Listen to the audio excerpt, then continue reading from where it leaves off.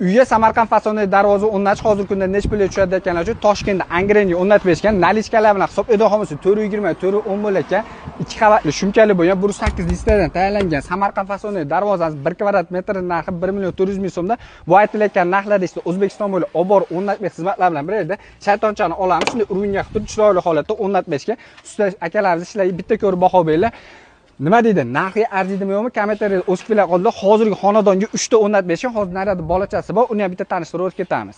Bolachasiga keladigan bo'lsa, ablanechkalar bilan hisoblaydigan bo'lsa 1.95 ga 4.10 hisoblanar ekan. Materiallar bir xilda, ya'ni dadasi bilan bir xilda materialda ishlaydi. 2 qavatli shumkali bo'lgan. Shvellilar 12 li shvellarda qo'yilgan. Buni bitgan narxi 11 million so'mga bitgan. Nariga dadasini bitgan narxi 25 million 500 ming so'mga bitgan. Endi onasini ko'rsatib o'tib ketamiz. Bu esa onasi hisoblanadi. Razmeri keladigan bo'lsa 320, 420 bo'lyapti. Bu yerda chaqaloqchasi bor, ya'ni kirdi chiqdi uchun mo'ljallangan. Bu ham 2 qavatli shumkali bo'lgan.